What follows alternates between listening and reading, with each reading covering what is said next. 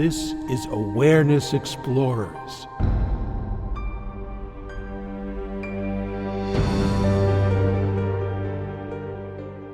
Welcome back, friends, to Awareness Explorers. I'm the co-host, Jonathan Robinson, and I'm with my friend and co-host, Brian Tom O'Connor.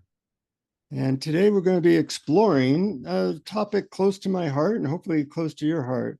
I call it relationship awakening, and how actually the drug MDMA can be helpful in that process as well. But, many years ago, I was interviewing Ram Dass, and he said something that really struck me. He said that relationships are the new form of yoga. I asked him what he meant by that. And he said, well, yoga is our path of awakening to God, or one path. And he said in the modern age, he thought that relationships were a more updated path, because in relationships, you hopefully become better at opening to love, which is our true nature. But in order to do that, you have to see all the obstacles in the way and kind of sidestep them or something. And nothing will show you the obstacles to love more than a romantic, intimate relationship. That's right. I mean, if you look at obstacles as opportunities to awakening, then being in a relationship is an embarrassment of riches. Exactly. And both of us have been married for a long time. How long have you been married, Brian? Oh, I don't remember now. Probably. That means it's a long time. Yeah, 10 years, but we've been together for over 30 years. Oh, wow. And I've been together with my wife for 28 years. And in that time, you go through, if you're interested in seeing the obstacles and seeing what allows you to open your heart and what allows you to go beyond the right, wrong ego dynamics that we often fall into and the trauma dynamics from our childhood. But as you know, Brian, besides being a relationship counselor, I recently came out with a book called Ecstasy for Couples, the subtitle, How MDMA Therapy Can Create More Love and Less Conflict in Your Relationship. And it's the first book on that topic ever written, from what I know. And one of the reasons I wrote it is because, marital counseling or couples counseling tends to be a really long, slow, painful slog. Have you ever been in counseling? No. Yeah, because it's a long, slow, painful slog most of the time. And by the time couples come to a counselor like me, they usually have had difficulty for about 6 years. And they're usually on the verge of divorce or not liking each other anyways. And then I'm trying to repair the relationship. And it's hard to help people who are at odds with each other. It's very hard to solve problems when people kind of aren't liking each other. They have past resentments. So I found this drug MDMA, known as Ecstasy or Molly, that can usually do about 2 or 3 years of therapy in one day. And I thought we'd talk a little bit about what leads to more openness and awakening in relationships in general, and how MDMA can help. So I just said a mouthful. What occurs to you right off the bat? Well, I read your book, which is really good. And the thing that struck me about it is that it's actually chock full of really good couples advice, even without the MDMA part. But I'm curious, what is the actual method, or how does MDMA work in terms of helping couples to open up, to say, for example, to say things that they may have been afraid to say, or to be more allowing of the other person's habits and way of being? Yeah, it's a good question. Well, for normal couples that are having difficulty, there's lots of triggers and lots of agreements that certain conversations are too difficult to talk about. Mm-hmm. It might be sex, might be money, it might be parenting, it might be infidelity, all these things. So MDMA reduces blood flow to the amygdala. So I noticed that as it reduces blood flow to the amygdala, all these topics that were really hard to talk about or really triggering become like talking about the weather. Wow. It's amazing to watch. And it also tends to be very heart opening. So when you're heart opened and you're fearless, then every topic becomes easy to talk about. There's no me versus them, which often is what happens in relationships. It's a sense of us. How do we deal with this? What do I appreciate about you? What can we do about this situation?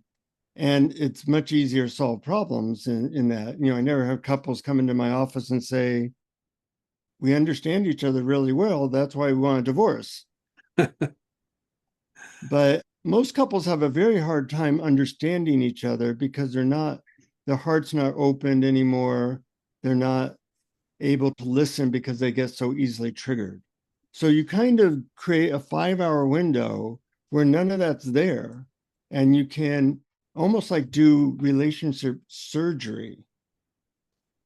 Now, in the book, Ecstasy for Couples, I do have a lot of advice and exercises for couples that work better on MDMA, but they also work outside of that. The problem is that most couples won't do those exercises unless they feel connected or they feel open-hearted or they feel safe. So that's why I tend to only like to work with couples if they're wanting to take MDMA. Wow. And also, I noticed that in your book, you talk about some of the problems, especially in heterosexual relationships, because men and women have different, I think you call it the eight behaviors chart, or the chapter about love languages and the point system, and how men and women give different values to different things that are sometimes opposite, like initiating hugs. Women give it a 45 and men only 5, but initiating sex, men give it a 75 and women only a 10. Things like that. And so this is obviously one of the obstacles, when the sort of the base expectation of what's valued is so different. Yeah, relationships are largely about being able to satisfy other people's needs effectively. Mm. But we don't necessarily know what those needs are because, I'm a man, my wife's a woman, we're different species. And, to some extent, everybody's a different species from whoever they're in relationship with. We have different needs, different trauma triggers, etc. And on MDMA, you can kind of see those more clearly. My wife loves shopping. I hate shopping. Mm-hmm. Now, once I really got that, that's like her greatest joy. I stopped commenting like, why are you spending money on that? Why are you doing that? Because I was keeping her from her joy. And I like to watch football. She thinks football is the most boring, stupid game she can imagine. But she now understands that brings me joy. And when you realize clearly what your partner needs, it makes it easier to give it to them.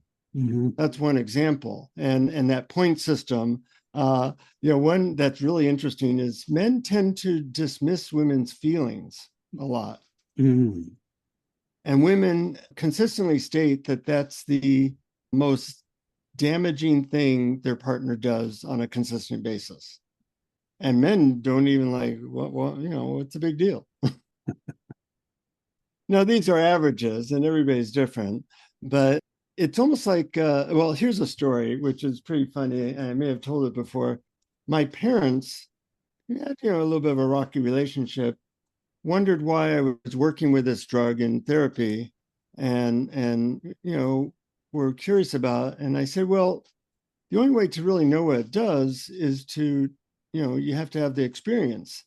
And to my surprise, my parents said, okay, can we try it? This was 35 years ago. The drug's still illegal, and I said, yeah, okay, well, I can get some for you. And I told them how to take it and set the right conditions. Well, a year later, I asked them if they'd ever taken the drug, and they said that they had. And I said, what happened?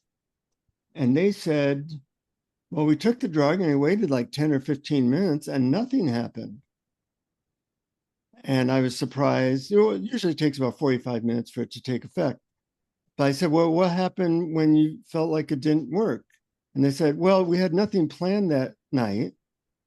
So we ended up sitting on the couch, and then their eyes lit up and they said, well, because we didn't have anything to do, we just talked, and it ended up being the most wonderful evening of our 40-year marriage. And we ended up talking about how much we loved each other and how grateful we were for each other and what we were learning. And we'd had some arguments the previous week, and we just quickly solved those things. Like they were, we ran through our issues and solved a couple of things. And then we spent a couple hours, just cuddling on the couch. And I'm laughing the whole time, thinking, of course, this is the effect of the medicine, and they still refuse to think it was the medicine because it doesn't make you feel weird. It just makes you feel open-hearted, sober, and just clear-headed, So that's what it can do, and that's why for PTSD and relationship therapy, it can be a major breakthrough, really. From those sessions, you learn actually what couples do need to do to better awaken through relationships. Mm-hmm. Well, what do they need to do? I mean, I imagine that the main thing is that they need to have conversations which they may have thought of as difficult outside of the session. In fact, I think in your book you have the difficult conversation protocol. Yeah, yeah. So they need to have difficult conversations at times. And number one thing I think they need is they need to really understand each other. One of the games I have people play is I call it the curiosity game. Mm-hmm. And the curiosity game is you ask your partner any question and they have to answer honestly. What are you curious about? So, I asked my wife what she loves about shopping. And, she described it in a way that, oh, yeah, I could see that. And she asked me, what do I love about football? And I described it. And also what we like sexually, what are what really turns you on? Or just yesterday, I had a conversation with my wife. I said, a lot of times when I'm humorous, you seem like you might not enjoy that. And we had a really good discussion about that. Like, what is it about that? So people need to understand each other. The difficult conversation protocol is a very structured way of having a difficult conversation. So it goes something like this. I'd like to have a difficult conversation with you. Is now a good time? The person says, yeah, or later. Then you say, what I fear might happen is that when I bring up this topic, you'll get angry at me or shut me down. What I hope would happen is that as we talk about this, that you and I get closer and we solve a problem that's kind of been nagging at both of us, and we can then really enjoy each other. Mm. What I'd like to talk to you about is blank, whatever the topic is.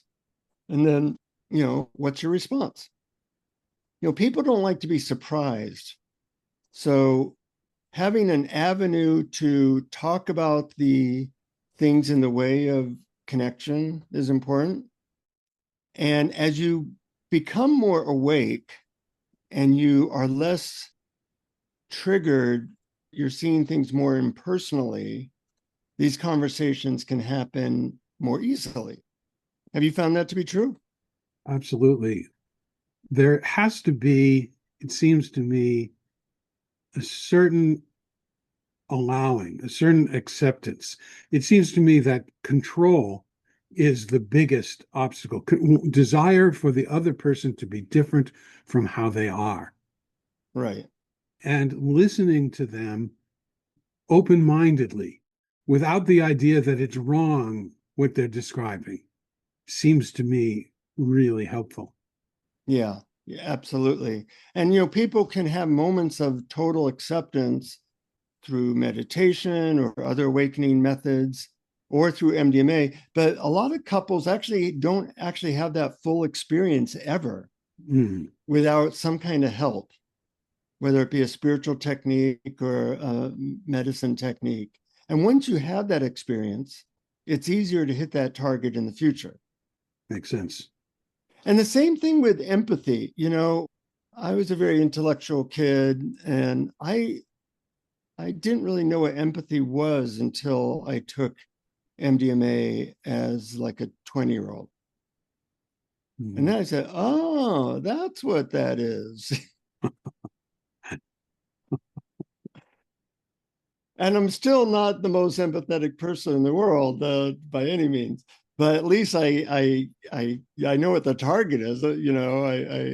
Men historically, for the last 299,000 out of 300,000 years, were basically just killers. We killed people in the next tribe, or we killed animals.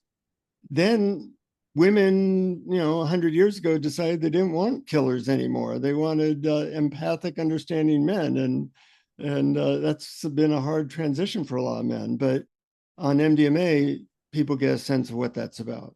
Yeah. And the other thing that I think will help with that is another thing from your book, which I found to be, it's simple but useful. I think you call it the acknowledgement formula. Yeah, Because often, I mean, even in the difficult conversation protocol, if you're listening to what they're saying, the other person who's just said it has to get the sense that they've been heard. Or in an argument where one person is upset about something, often the other person doesn't give the feeling that they've been heard and listened to. So you want to go into the acknowledgement formula a little bit? yeah. And the theory behind it is that people don't care what you have to say until they feel that you care. Aha. So you have to first express that you cared and you understood them. And I found that this is like the foundational method that every couple needs to get better at. And I've seen people on MDMA get this really good in under a minute. I've seen people not on MDMA never get it once right in 5 years. So it really depends on whether you just really kind of understand it or willing to do it. So let's say, Brian, you tell me something that you complain about with me, like maybe you might have to make it up. You You mean just help. something like I hate it when I do all the cooking and you don't do the dishes, something like Yeah, that? yeah. Okay, let's say you said that. Now, normally, unless somebody's very awake, they defend themselves right away, Mhm. Right. right? And maybe not only defend themselves, but then blame you. I call it blaming, shaming, and complaining. Aha. And what's interesting about blaming, shaming, and complaining, if I asked you how many times have you blamed your partner and the result was them saying, oh my gosh, you're right. Thank you for showing me the errors of my ways. How many times has he done that? Like never. Yeah, right. So 0 for 1,000. Hmm. But people don't learn from that. They should learn, like if you're batting 0 for 1,000, maybe that method is not working for you. So in the acknowledgement formula, if you if you're blaming me for something, not doing the dishes or whatever it is, I say, it sounds like, and then I summarize what you said in one sentence. Sounds like you feel like I'm not doing enough around the house. And that must be really frustrating and annoying. Mm. So it sounds like that must feel. That's all you got to do. And on MDMA, people can do that right away. In Wow. normal counseling, it usually takes me a year to get people to do that with each other. Wow. Even such a simple formula as it sounds like blank, and that must feel blank. Yeah, well, the formula is very simple, but behind the formula is you have to give up your desire to be immediately defensive and immediately need to be right. Yeah. You only have to give it up for like a minute, but that is not within most people's wheelhouse until they are either highly awakened or highly on this medicine. But Yeah. once you see how well it works, then it's easy to keep on repeating it. Hmm. I had when I was trying to do this, I came up with a little thing I said to myself. When my wife would complain about something, I would say, I can use the acknowledgement formula for 1 minute, or we can have a 3-hour argument. Those do seem to be the choices, don't they? Well, and half the time I chose the argument because, eventually I learned better. Mhm. So, we do a lot of stupid things in our relationships that come out of our childhood wounding, our inability to express ourselves in a vulnerable way, and they create all kinds of problems. But it's very hard to see those obstacles, our blind spots, and we're not very good at taking in that information from our partner. Right. It's better to take that information in from a counselor or that you see it yourself as you're doing it. Mhm. So MDMA takes away the desire to defend yourself. That seems somehow magical. Yeah, yeah. It is somewhat magical. It is pretty close to magic in that way, that I have couples who like are fighting like cat and dogs in the session before they take MDMA. And then on MDMA, it's like, yeah, I do that. I really, have a habit of doing that. It's really self-destructive and like that would be the difference. Yeah. Yeah. You know, we take things so personally normally, Mhm. but to a large extent, we're really highly conditioned, programmed people from our childhood and our parental situation. And that becomes so clear to us as you become more present. You see, oh, I'm triggered by this, I'm triggered by that. Wow, there's nothing going on here. I'm just constantly triggered, but Mhm. and you need that space. And the MDMA or meditation can create that space. Have you had people who have gotten to that space through meditation alone without MDMA? Very rarely. Mhm. Even highly awakened people, when they're in the cauldron of relationship heat, Mhm. they sometimes I work with even well-known meditation teachers, and usually they can't in that moment. Mhm. Or I know somebody really well who's a highly awake being, and he often loses it. His name's Jonathan Robinson, and I've worked with him for a number of years, and he's even written books on this subject. And still, he can lose it, not often, but maybe 10% of the time. Mhm. Uh, so it's always an ongoing thing, and just yesterday, my wife and I had a really good discussion of something I was doing that was really bothering her. And I usually don't get defensive. I've kind of gone beyond defensiveness now, but I wasn't seeing this blind spot in myself until she could point it out. Mm. And it's really hard for most people to learn about their blind spots from their partner. Yeah. Not that they're not there, it's just they're not seeing it. There's been 3 times in my relationship with my wife where we were kind of thinking about separating. Mhm. And each of those times we took MDMA and quickly overcame that issue. Mhm. And I'll tell you about one time because it was pretty interesting and surprising. About 10 years ago, I think this was the last time we had a problem like that.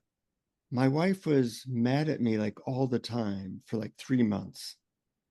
And, for little things like, you close the door too loud, and she'd get livid, and we didn't know what was going on. So I have a therapist friend, and I actually hired him to live with us for 3 days to watch what was going on. Wow. And you weren't on your And best behavior in front of. no, well, after in 3 days, we kind of wanted him to see what was going on. So we tried to be as normal as possible. Mhm. So after 2 days, he said, I don't know what's going on because your wife is really angry all the time at you. And you don't seem to be doing anything that, is really deserving of that. So what I suggest is that you both take MDMA together. Mhm. And so we did. And it came out.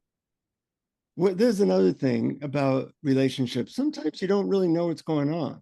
There's always below the surface stuff going on. So it ends up 4 months previous, my wife's aunt had died, who she was very close to. But she had been too busy to meet her or go to her in her last week. And she was angry at herself for being the type of person that didn't do that. And she was just really horrified by that, and did a lot of crying while I held her. Right. And her anger was all gone, and there was no problem afterwards. Wow, what a great story. And neither she nor I nor our counselor had any idea that that was the underlying issue. Mm-hmm. So, given a year or two of therapy, you might uncover that, Mm-hmm. but you might not. And in studies about human happiness, all of them point to that the quality of your life is most impacted by the quality of your relationships. Yeah. And yet most people have had less than an hour of clear instruction or tools to help their relationship. Mm-hmm. We have Neolithic brains trying to navigate technological stress and relationship intricacies. Used to not be a problem. You were dead by 20, you tried to have a kid at 15 and then you were dead. But now people are trying to have relationships for decades. That's a new issue. And we're not given the tools to deal with that, really. Well, that's really one of the amazing things about your book. As I was reading it, I really was struck by how practical the advice is in it. And sometimes it's the kind of stuff that you think, oh, this is so obvious. How come I never thought of doing this before? And obviously it's because we have automatic defensiveness and what did you say? Blame, shame, and Complaining. yeah, Blame, shame, complain. yeah, blame, shame, complain is almost on autopilot when that happens, and that has to be disrupted. And there's a lot of ways that you talk about that can do it. Yeah. I was recently at a 6-day Tony Robbins seminar. It was very good. And he would work with individuals in the audience. And people would go into their story. And everybody has their story. You have a story about your partner. I have the story about my partner. And our stories interfere with what is needed and what are the possibilities in the moment. Mm-hmm. And one of the things Tony Robbins would do is always interrupt people's story. So they'd be talking about, oh, my partner, blah, blah, blah. And he'd say, is your nose always that color?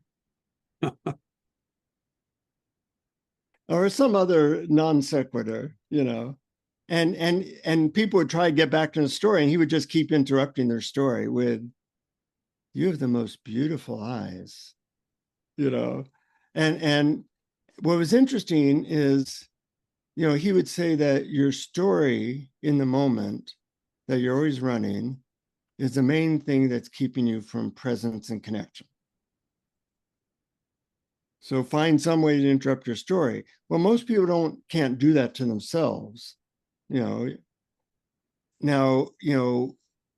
how is it with your partner, Brian? Do you try to interrupt you? I mean, what do you notice in your relationship in terms of you using some of your awakening methods? Yeah, I mean, at first we didn't. At first we just went through our own stories and tried to convince each other stories. And then we talked about it. We talked about how the automatic, the knee-jerk response is to go into the story about it. And then we decided we just talked about this. We said, what if we dropped the story? What if we looked at how the emotions felt in the body? Yeah. And we both grew by just doing that. We wouldn't always remember to do it, but over time, you remember more and more often. Yeah. And, the good thing about feelings and body sensations is you can't disagree with them. If you say, I feel heaviness and a sadness in my chest, I can't say, no, you don't. Right. You That's know, right. You can easily invalidate feelings that have an interpretation to them. right, Like, I'm right. feeling this way because that's easy to negate, to invalidate. But you're right. You can't invalidate, "Ah, there's a knot in my stomach." Yeah, Hmm. right. No, there's not. No, there isn't. But you can say, but there shouldn't be. You shouldn't feel that way. I mean, that's the next, the dangerous, the little stone in the shoe on that one. Yeah. And so you have to say, well, kind of like Byron Katie's approach, uh, you should feel that way. How do I know? Because you are feeling that way. Right. Yes, that's the other thing that we've It talked makes about. total sense that you're feeling that way because you're feeling that way. I That's don't right. understand how you got to that place, but you Right. probably have a reason. Well, that's another technique. Yeah, I don't understand, but I acknowledge that what you say is a true description of your experience. Yeah, yeah. So in relationships, if you think of it as a path to love, as a path even to devotion, Mhm. then there's a embarrassment of riches of what's in the way of that. And the more you awaken, or the more you take something like MDMA, where you can create that space where you see more clearly, then you can go into some of the real deep work like forgiveness work, or talking about regrets, or talking about difficult conversations. Or even I've had couples on MDMA where they had argued about an infidelity or argued about money for decades, and in an hour it was all solved. Wow. So it's just another technology that, like other technologies, it gets a result more quickly. Even though I'm a therapist, talk therapy with couples often is really, really not very good at getting the results that I want. At least not. I'm very impatient, so I just found I didn't want to work with a couple for 2 years to get them back to a place of doing okay. Yeah. Well, I can understand that. What triggered this is in 1997, I wrote a book called Communication Miracles for Couples. And I was on Oprah and other shows, and it became a bestseller. So I started doing a lot of couples counseling then. Hmm. And just finding that was a very slow process. And of course, I was doing my MDMA work at the time as well, and just found I got a lot better results and 100 times quicker. But what was interesting to me was that the couples that learn a couple of key skills can use their relationships more for learning. And the couples that can't learn those key skills never do. Hmm. And it seemed weird that the number one key skill, the foundational one, was the acknowledgement formula. Because people won't listen to you until they feel heard. Right. So I put a lot of emphasis on that. And then some exercises like, saying, it's very poignant when you see couples that have had closed down their hearts, reopen their hearts in vulnerable share. If you look at the word intimacy, it has the instructions in it, into me see. And a lot of times through our childhood hurts and our relationship wounding, we close down our vulnerability. But being a free being is being fully vulnerable in a certain way, fully yourself in that moment. That's right. And it seems hard because we often go into our relationships because we think that we're going to get validation. We think we're going to get approval. We're going to get love.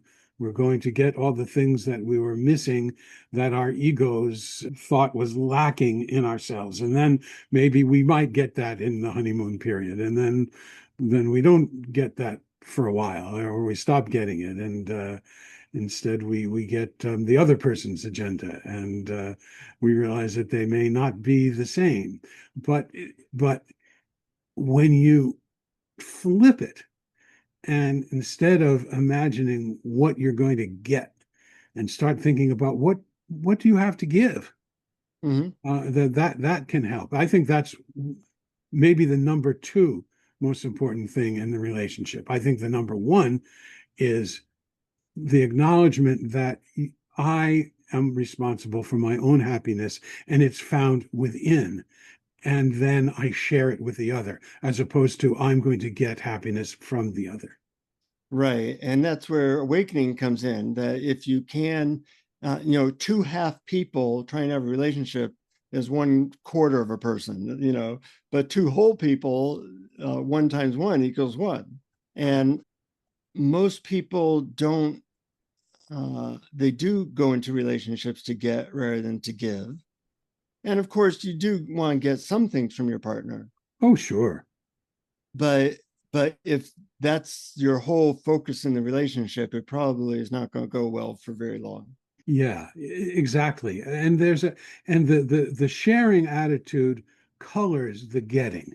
Because Hmm. yes, sure, we want to get comfort, we want to get soothing, we want to get understanding, we want to get, but when it's done in an attitude of sharing, as opposed to, you have everything and I have nothing, and I'm going to get everything I need from you. That's a recipe for that's a non-starter. Yeah. It's not talked about a lot, but for the first time in history, the majority of Americans are not in a relationship. Wow. And not only that, but the average relationship in America now lasts 2 years. So it's really kind of an emergency situation. We obviously have an epidemic of loneliness, but you don't get a lot of couples that are extremely happy. Mm. And being that romantic relationships are the number one factor, much more than money, more than health, more than job in determining our happiness, it's really kind of almost like a taboo subject that people aren't talking about this. And we need all the help we can get, whether it's with MDMA or therapy or good techniques or books or podcasts like this. I'm surprised that more people don't put more energy into learning about it, what makes it successful. Yeah, I'm surprised too. Although I do understand it because culturally, it's actually ingrained in us through everything from movies to books to just our peers and what they talk about and what songs they listen to about about how I'm going to find that perfect person, and then my life is going to be happy ever after.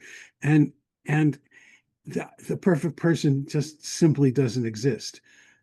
You can have, I mean, it's great to have similar interests and to be compatible in certain ways. That's certainly a great starting point. But I think people have the idea that somehow their partner needs to reach these unreachable goals, reachable, these qualities that the standards are so high that you just can't meet them. And and and that makes them think that the problem with the relationship is in the other person. Yeah, yeah, And really it is, to me, it's all about how much do I accept, understand, how open I am, how vulnerable I can be, how much I can share, how much I can empathize. relationships are really the best mirror for knowing ourselves. Yeah. It's hard to see your obstacles if you're just going about your day, but in an intimate relationship, it's a mirror. And if you spend your whole time telling the mirror how dirty it is, you're not getting anywhere, because it's a mirror. Um, so it's really, I think, one of the best and underrated paths to awakening, and anything that helps you to make use of a relationship in that way, whether it be MDMA or other methods, is really a spiritual boon. I think most people don't look at it that way. They don't make it as part of their spiritual path. But if you want to heal your childhood wounding, you want to see yourself, you want to open your heart in challenging situations, it doesn't get better than an intimate relationship.